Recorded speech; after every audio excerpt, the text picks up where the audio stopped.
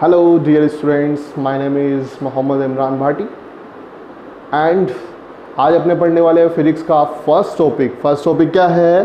First topic है स्थिर वैद्युतिकी, electrostatics. लेकिन उससे पहले, पढ़ने से पहले हम जो है वो थोड़ी बेसिक चीज़ें डिस्कस कर लेते हैं। एक्चुअल में 12th की जो फिजिक्स है वो माइक्रोस्कोपिक फिजिक्स है। माइक्रोस्कोपिक क्यों है? क्योंकि ये किस वर्ड के चारों तरफ, किस पार्टिकल के चारों तरफ घूमती है? इलेक्ट्रॉन। ठीक है, यहाँ पर अपने तीन चैप्टर नहीं बोलूँ, 3 यूनिट बोलूँ तो ज़्यादा बेटर है। स्थिर वैद्युतिकी, विद्युत धारा और विद्युत चुंबकीय तरंगे, ये तीनों यूनिट जो है वो किससे रिलेटेड है? इलेक्ट्रॉन से रिलेटेड है। बाकी भी है लेकिन यहाँ पर अपने इनको रिलेट करेंगे किसके आधार पर कि इलेक्ट्रॉन या फिर आवेश जो है वो स्थिर है या गतिशील है। ठीक है, हम जो है वो इसी चीज़ पर डिस्कस करते हैं। पहले जो है वो थोड़ी सी जो है वो मोटी मोटी बातें सिलेबस की देख लेते हैं। सबसे पहले बात करते हैं अपने, जब इलेक्ट्रॉन का वेग जो है वो कितना होगा? 0 होगा। आप जैसे यहाँ पर देख रहे हो वेग जो है वो यहाँ पर कितना है? 0। मतलब आवेश जो है वो स्थिर है। किसी गोले को, किसी बॉडी पर आवेश जो दे दिया गया, वो आवेश अगर वहीं पर स्थिर है तो भौतिक विज्ञान की जिस शाखा में, फिजिक्स की जिस ब्रांच में अपने इसकी स्टडी करेंगे उसको, उस शाखा को अपने क्या बोलेंगे? स्थिर वैद्युतिकी, इलेक्ट्रोस्टैटिक्स। ठीक है, इसके जो है वो 4 पार्ट है अपने सिलेबस में। विद्युत क्षेत्र, इलेक्ट्रिक फील्ड, इसमें अपने आवेश के बारे में पढ़ेंगे, कूलाम के नियम के बारे में पढ़ेंगे, विद्युत क्षेत्र के बारे में पढ़ेंगे। ठीक है, सेकेंड जो है वो है गाउस का नियम एवं इसके अनुप्रयोग। अब इसमें जो है वो गाउस ने क्या नियम दिया? अलग अलग वस्तुओं के कारण, अलग अलग बॉडी के कारण विद्युत क्षेत्र की तीव्रता क्या होगी, हम इसके बारे में पढ़ेंगे। थर्ड जो है वो है विद्युत विभव। विद्युत विभव एक अलग चीज है, इसे अपने इंग्लिश में बोलते हैं इलेक्ट्रिक पोटेंशियल। ये तीसरा चैप्टर है अपना। और 4th चैप्टर है विद्युत धारिता व संधारित्र। ये इसमें अपने इसको बता सकते हैं विद्युत धारिता का मतलब होता है किसी भी वस्तु द्वारा आवेश ग्रहण करने की क्षमता। इन सब चीज़ों को अपने एक्सप्लेनेशन के साथ में पढ़ेंगे। लेकिन अपना फर्स्ट टॉपिक विद्युत क्षेत्र रहेगा, यहाँ से अपने स्टार्ट करेंगे। सेकेंड, जब इलेक्ट्रॉन जो है वो क्या होता है? गति करता है। v जो है वो 0 नहीं होता बल्कि क्या होता है? कांस्टेंट होता है। वेग जो है वो क्या होता है? नियत होता है। तो नियत वेग से जब इलेक्ट्रॉन या फिर आवेश गति करते हैं तो क्या बहती है? आवेश गति करता है तो क्या बहती है? विद्युत धारा, इलेक्ट्रिक करंट। तो ये अपना सेकेंड यूनिट होगा। फिर अगर इलेक्ट्रॉन जो है वो वेग जो है इलेक्ट्रॉन का कैसा हो? वेरिएबल हो। वेलोसिटी कैसी हो? वेरिएबल हो। यहाँ पर वेलोसिटी वेरिएबल है। वेरिएबल होने पर क्या होता है? मैक्सवेल नाम का एक साइंटिस्ट था, उसने बोला भाई लोगों, जब भी आवेश जो है वो पागल हो जाएगा। पागल होने का मतलब क्या है? उसका वेग जो है वो एक समान ना होकर क्या हो? परिवर्तित हो, त्वरित हो। तो क्या होगा? वह उसके अंदर जो ऊर्जा है, जो ऊर्जा वो लेके चल रहा है, उसको क्या करेगा? बाहर निकालेगा, है ना? बाहर निकालते हुए आगे गति करेगा। तो यह एक पार्टिकल ना होके क्या बन जाएगा? तरंग बन जाएगा। इस तरंग को हम क्या बोलते हैं? विद्युत चुंबकीय तरंगे। समझ में आ गया? ठीक है, आवेश स्थिर है तो स्थिर वैद्युतिकी, आवेश गतिशील है पर वेग जो है वो क्या है? नियत है, तो विद्युत धारा। और आवेश जब क्या कर रहा है? त्वरित गति कर रहा है, त्वरण है उसमें, तो जो चैप्टर बनेगा वो चैप्टर अपना कौन सा होगा? विद्युत चुंबकीय तरंग। ठीक है, अब फर्स्ट चैप्टर जो है वो अपना कौन सा है? विद्युत क्षेत्र। तो हम इसके बारे में सबसे पहले पढ़ेंगे।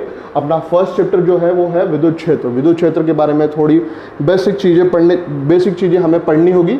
ठीक है, फर्स्ट जो है वो इसमें है अपना आवेश। ठीक है, आवेश। सबसे पहले इंसानों ने आवेश को कब देखा? अगर हम बात करें आवेश क्या चीज़ है? ठीक है, हमने सबसे पहले आवेश को देखा किस में? जब बादल गरजते हैं, बिजली कड़कती है, थंडरस्टॉर्म में, तो जो नीचे बिजली आती है ना, तो उसके साथ में क्या आता है? वो आवेश स्ट्राइक करता है। आवेश आता है कहाँ से?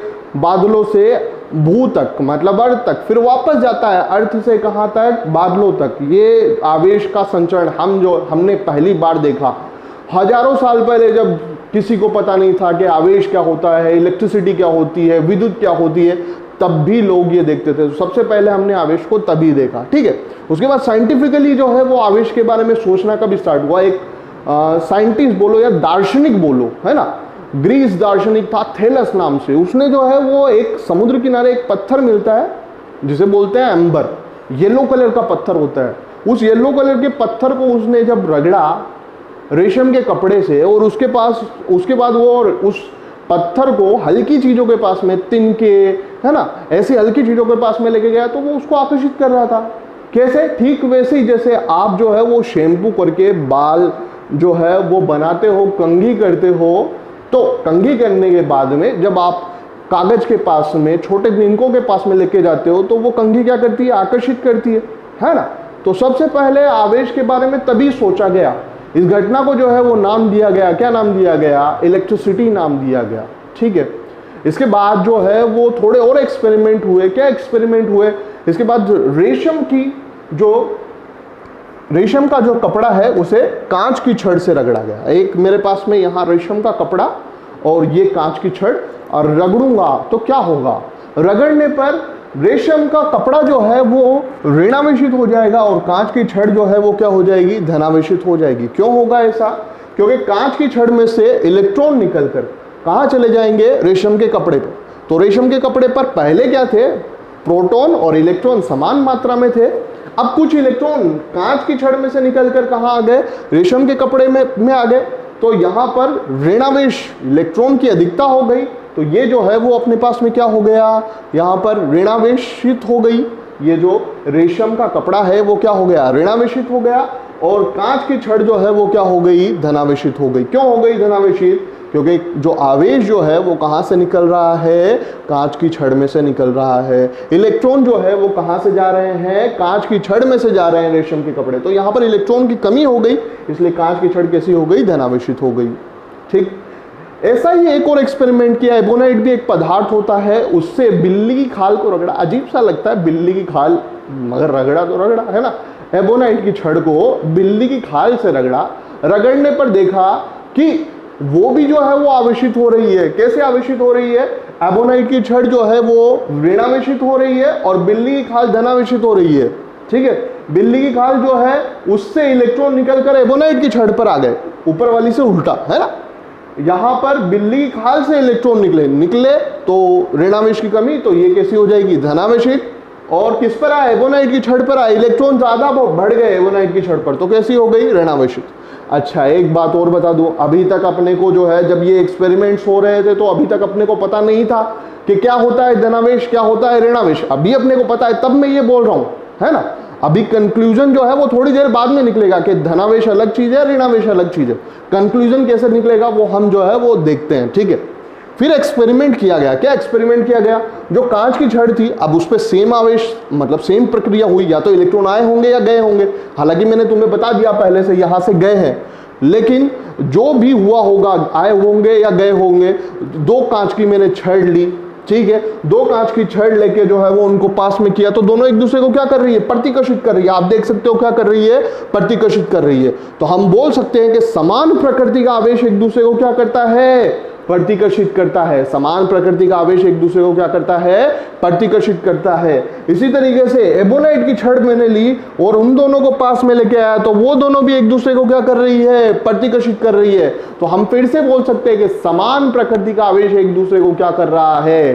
प्रतिकर्षित कर रहा है। फिर एबोनाइट की छड़ और कांच की छड़, इन दोनों को पास में लेके आए, तो दोनों एक दूसरे को क्या कर रही है? आकर्षित कर रही है। मतलब एक पर अलग आवेश है, दूसरे पर अलग आवेश है, द्विजातीय आवेश है, ऑपोजिट चार्ज है, तो एक दूसरे को क्या कर रही है? आकर्षित कर रही है। तो यहां से कंक्लूजन निकला कि सजातीय मतलब सिमिलर चार्ज एक दूसरे को आकर्षित, अट्रैक्ट करते हैं, एंड सजातीय चार्ज, सजातीय आवेश, सिमिलर चार्ज एक दूसरे को क्या करते हैं? प्रतिकर्षित करते हैं। और विजातीय आवेश मतलब ऑपोजिट चार्ज एक दूसरे को क्या करते हैं? आकर्षित करते हैं। नेचर का रूल है कि ऑपोजिट चीजें एक दूसरे को क्या करती है? आकर्षित करती है। इसीलिए यहां पर पॉजिटिव जो एबोनाइट की छड़ है, ठीक है, पॉजिटिव जो कांच की छड़ है और नेगेटिव जो एबोनाइट की छड़ है, वो एक दूसरे को क्या कर रही है? आकर्षित कर रही है। ठीक है, अब ये मोटी मोटी बात हो गई। अब आवेश जो है उसके बारे में हमें पता लगाना है कि किस पर कितना आवेश है। जरूरी नहीं हर चीज पर जो है वो सेम आवेश हो, है ना। ऐसे पतला सा कोई वायर जो है वो तुम यहाँ पर टच कर लो, तुम्हारे घरों में है तो हल्का सा झटका लगेगा। हाई टेंशन लाइन है, वहाँ पर अगर पकड़ लो तो वापस पकड़कर छोड़ने का मौका नहीं मिलेगा तुम लोगों को, है ना। तो आवेश जो है वो सेम नहीं होता, आवेश सेम नहीं होता तो उसको मापेंगे ना, ठीक है। द्रव्यमान मापने के लिए भी किलोग्राम की जरूरत होती है ना। लंबाई मापने के लिए मीटर की जरूरत होती है। आवेश को मापने के लिए किसकी जरूरत होती है? आवेश का मात्रक होता है कौन? कूलाम। कौन? कूलाम, ठीक है। कूलाम जो है वो क्या है? ऐसा ही मात्रक है, मगर आवेश का बहुत बड़ा मात्रक होता है ये, ठीक है। दूसरा मात्रक है ये ESU। ESU बोलते हैं इलेक्ट्रोस्टैटिक यूनिट, हिंदी में बोले तो विद्युत स्थिर वैद्युत मात्रक, स्थिर वैद्युत मात्रक। या फिर इसका एक और नाम है छोटा सा प्यारा सा, क्या नाम है? फ्रैंकलिन। क्या नाम है? फ्रैंकलिन। यहां लिख देता हूं ताकि आपको जो है वो याद रहे, फ्रैंकलिन, ठीक है। फ्रैंकलिन, है ना। फ्रैंकलिन जो है वो इलेक्ट्रोस्टैटिक यूनिट को ही बोलते हैं। एक कूलाम बराबर कितने फ्रैंकलिन के बराबर होता है? 3 × 10⁹ फ्रैंकलिन के बराबर, ओके। अब जो है वो एक और मात्रक होता है जो कि आवेश का सबसे बड़ा मात्रक है, उसका क्या नाम है? फेराडे। जैसा इसका बड़ा नाम वैसा ही इसका बड़ा मान। एक फेराडे कितना होता है? 96,500 कूलाम के बराबर। बहुत ज्यादा है, कूलाम ऑलरेडी बहुत बड़ा मात्रक होता है, तो ये तो कितने के बराबर है? 96,500 कूलाम के बराबर, तो बहुत ज्यादा है, बहुत ज्यादा, ठीक है। तो ये अपनों ने आवेश के मात्रक पढ़े। आई होप आपके समझ में आ रहा है, ठीक है। अब अपने आगे चलते हैं। कहाँ आगे चलते हैं? मैं तो इधर ही हूँ, ठीक है। आगे मतलब सिलेबस में अपने आगे चलते हैं। आवेश अब कितने प्रकार के हो गए? यहां से अपनों ने कंक्लूजन निकाला, सेम आवेश प्रतिकर्षित, विपरीत आवेश आकर्षित। तो सेम और विपरीत, तो आवेश कितने प्रकार के? 2 प्रकार के। एक आवेश धनावेश, दूसरा ऋणावेश। सिंपल सी बात, इलेक्ट्रॉन चले गए धनावेशित हो गया, इलेक्ट्रॉन आ गए ऋणावेशित हो गया, है ना। तो आवेश कितने प्रकार के होते हैं? धनावेश और ऋणावेश, ठीक है। अब आवेशों के गुणधर्म देख लेते हैं अपने। गुणधर्म का बोले तो मतलब प्रॉपर्टीज ऑफ चार्जेस। हर इंसान की कुछ प्रॉपर्टी होती है, जैसे मोटा पतला, है ना, ठीक है। तो आवेश भी जो है उसके भी कोई गुणधर्म होंगे। तो आवेश के गुणधर्म है, जैसे फर्स्ट है, पहले बोल के बता देते हैं फिर एक एक करके अपने समझेंगे। फर्स्ट है योज्यता के नियम की पालना करता है। सेकंड है आवेश का संरक्षण, आवेश संरक्षित रहता है। थर्ड है आवेश का क्वांटीकरण, आवेश क्वांटीकृत होता है।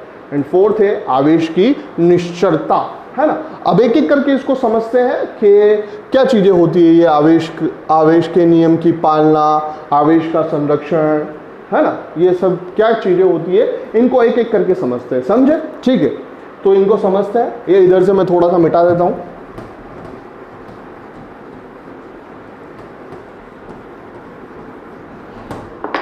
सबसे पहले अपने जो है वो समझते हैं, किसको समझते हैं? आवेश के योज्यता के नियम की पालना को। योज्यता के नियम की पालना, है ना। योज्यता का मतलब क्या होता है? जुड़ जाना।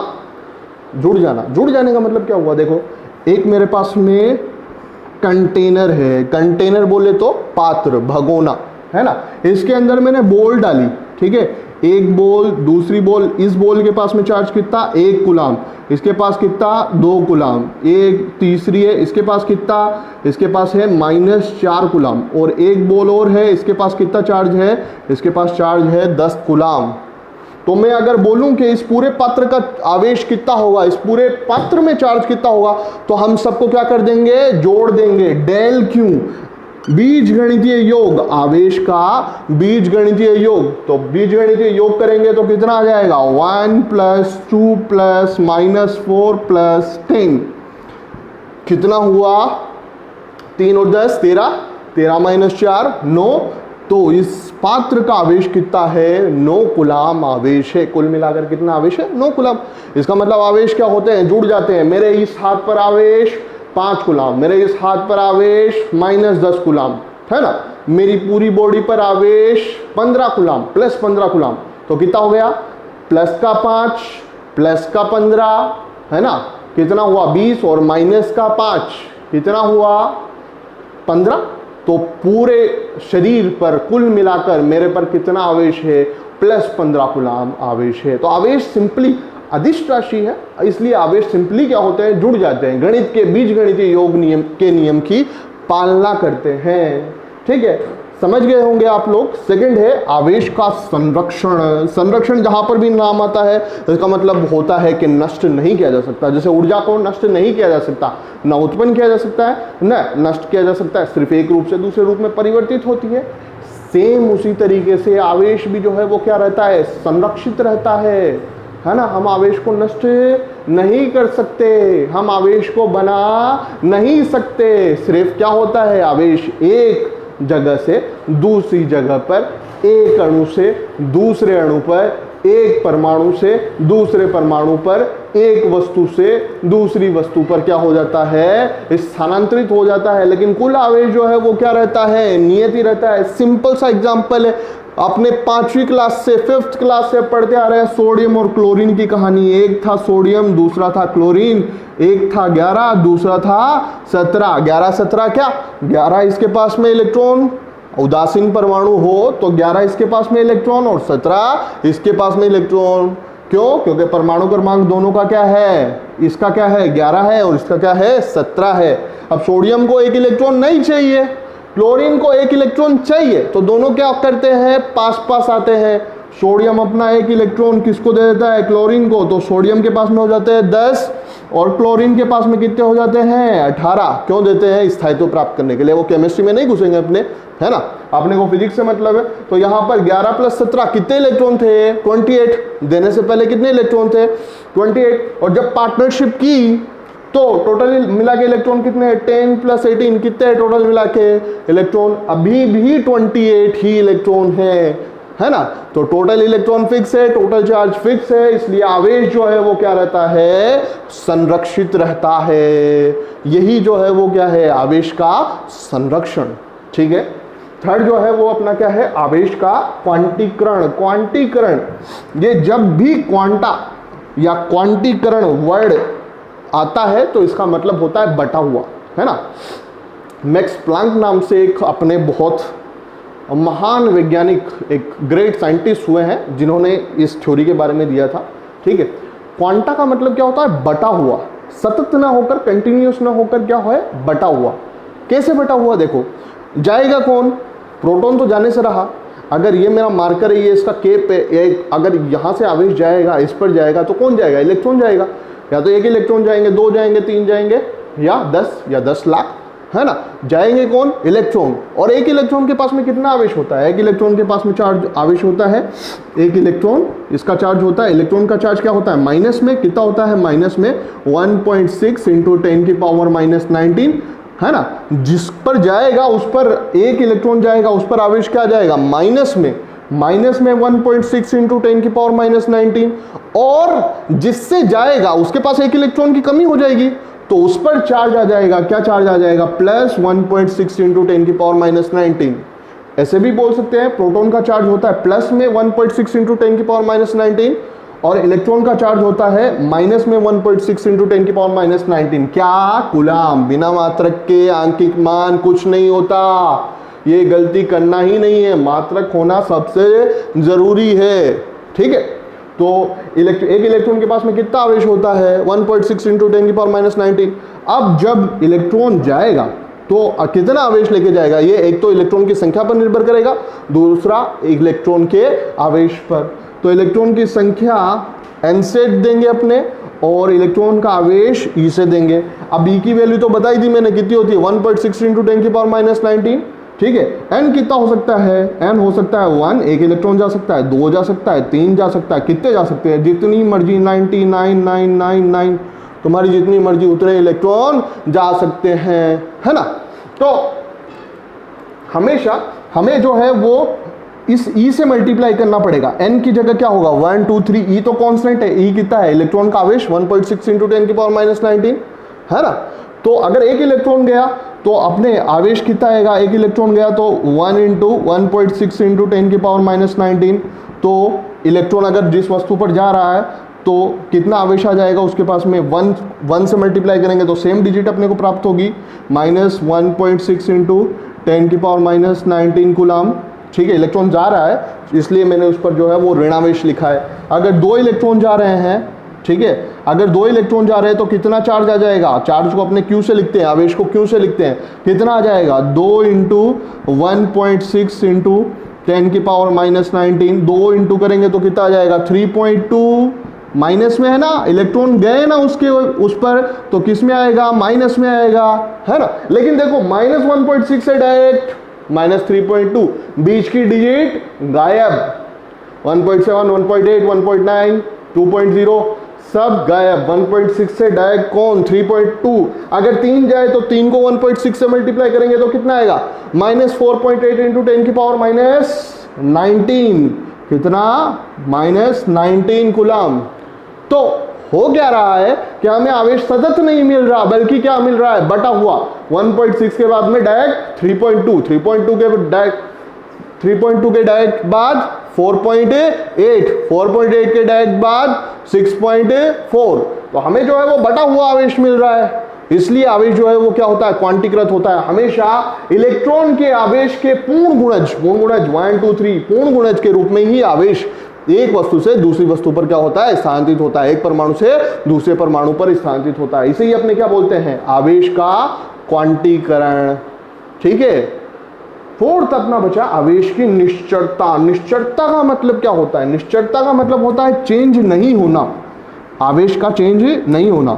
जैसे मेरे पास में कोई पार्टिकल हो, है ना, जैसे प्रोटॉन है, इलेक्ट्रॉन है ना, उनका द्रव्यमान चेंज हो सकता है। आज तक तुम लोगों को पता था, 11th में तुमने पढ़ा कि द्रव्यमान चेंज नहीं होता है, लेकिन क्वांटम फिजिक्स के अकॉर्डिंग, अपने जो है आइंस्टीन सापेक्षता के सिद्धांत के अकॉर्डिंग, m जो है गतिशील अवस्था में द्रव्यमान जो है m इज इक्वल टू होता है m0 upon √1 - v² upon c²। ठीक है। अब यहां पर जो है वो ये दोनों जो द्रव्यमान है वो एक ही वस्तु के हैं, मगर दोनों को मैं अलग अलग चीज से डिनोट किया, मतलब दोनों द्रव्यमान अलग अलग होंगे। m जो है वो क्या है, गतिशील अवस्था में वस्तु का द्रव्यमान, और m0 क्या है, जब वो स्थिर होगी तब उसका द्रव्यमान।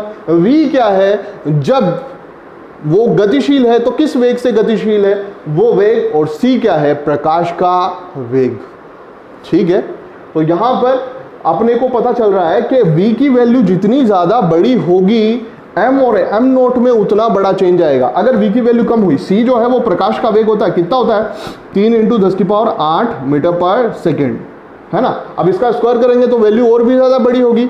अगर v की वैल्यू कम हुई, जैसे मैंने माना 100 हुई, 100 हुई, 100 मीटर पर सेकेंड, तो 100 का स्क्वायर और नीचे कितनी बड़ी संख्या का स्क्वायर, 3 × 10⁸ का स्क्वायर, तो इन दोनों ये ऊपर जो संख्या आएगी वो क्या आएगी, बहुत छोटी, और नीचे जो संख्या आएगी वो क्या आएगी, बहुत बड़ी। तो बहुत बड़ी संख्या का बहुत छोटी संख्या में अपने भाग देंगे तो क्या आएगा, पॉइंटों में आएगा, पॉइंटों में 0.0000000, बहुत कम। उसको 1 में से घटाएंगे, कोई फर्क पड़ता है क्या, नहीं पड़ता। और 1 का अंडर कितना, 1, तो m इज इक्वल टू क्या आ जाएगा, m0। इसका मतलब वेग कम हो तो स्थिर अवस्था में द्रव्यमान और गतिशील अवस्था में द्रव्यमान क्या होता है, समान ही होता है। ऐसा होता है क्या, तुम घर पे बैठे हो तो 60 kg गए हो और भागने लग गए तो जो है वो कितने के हो गए, 70 kg के हो गए, ऐसा होता है क्या, नहीं होता ना। अपने पर ये लागू नहीं होता। किन पे लागू होता है फिर, दिया क्यों, उन पर लागू होता है जिनका वेग जो है वो लगभग प्रकाश के वेग के क्या हो, समान हो, या फिर उससे दुगना हो, तिगुना हो, या लगभग समान हो, उन पर ये अप्लाई होगा। तो द्रव्यमान चेंज हो सकता है मगर आवेश चेंज नहीं हो सकता। किसी पार्टिकल को आपने आवेश दिया 2 कूलम और उसको प्रकाश के वेग से डबल वेग से, मतलब 6 × 10⁸ मीटर पर सेकेंड वेग से भी आप अगर गतिशील करवा रहे हो तो उसका आवेश जो है वो 2 कूलम है, तो 2 कूलम ही बना रहेगा, कोई चेंज नहीं आएगा। तो आवेश जो है वो वेग पर निर्भर नहीं करता। यही क्या कहलाती है, आवेश की निश्चरता। आवेश जो है वो निश्चित है, वेग पर निर्भर नहीं करेगा। जबकि द्रव्यमान जो है वो क्या है, द्रव्यमान जो है वो वेग पर निर्भर करता है। द्रव्यमान चेंज हो जाता है जैसे ही वेग प्रकाश के वेग के बराबर होगा, समान होगा, लगभग बराबर होगा। स्थिर अवस्था में द्रव्यमान m0 अलग होगा और गतिशील अवस्था में द्रव्यमान m अलग होगा, है ना। तो यहां से एक छोटा सा क्वेश्चन, 1 नंबर का क्वेश्चन बन जाता है, उसमें भी हमने डिस्कस कर लेते हैं द्रव्यमान और आवेश में अंतर। क्या अंतर है, द्रव्यमान एक ही प्रकार का होता है, कभी सुना है क्या, द्रव्यमान 2 प्रकार के होते हैं। द्रव्यमान होता है, द्रव्यमान एक ही प्रकार का होता है। आवेश कितने प्रकार के होते हैं, 2 प्रकार के, धनावेश और ऋणावेश। है ना। द्रव्यमान हमेशा एक दूसरे को क्या करते हैं, आकर्षित करते हैं, गुरुत्वाकर्षण लगता है ना। जबकि आवेश जो है वो आकर्षित भी करते हैं और प्रतिकर्षित भी करते हैं। समान आवेश प्रतिकर्षित करते हैं और विपरीत आवेश आकर्षित करते हैं। तीसरा अंतर क्या हो गया, द्रव्यमान जो है वो वेग पर निर्भर करता है, द्रव्यमान परिवर्तित हो जाता है आइंस्टीन के सापेक्षता सिद्धांत के अकॉर्डिंग, परंतु आवेश जो है वो वेग पर निर्भर नहीं करता। इसलिए ये अपने पास में तीन मोटे मोटे डिफरेंस है। आई होप आपको समझ में आया होगा। आज के लेक्चर में अपने इतना ही पढ़ेंगे। नेक्स्ट लेक्चर में जो है वो मैं आपको समझाऊंगा कि किसी वस्तु को आवेशित जो है वो कितनी प्रोसेस के द्वारा किया जा सकता है, कितनी प्रोसेस होगी उससे जो है वो किसी वस्तु को आवेशित किया जा सकता है। उससे उसी लेक्चर में अपने पढ़ेंगे कूलाम का नियम और उस पर अपने न्यूमेरिकल्स करेंगे। ठीक है, आई होप आपके समझ में आया होगा। अगर अच्छा लगे वीडियो तो लाइक कीजिए, सब्सक्राइब कीजिए मेरे चैनल को। Thank you.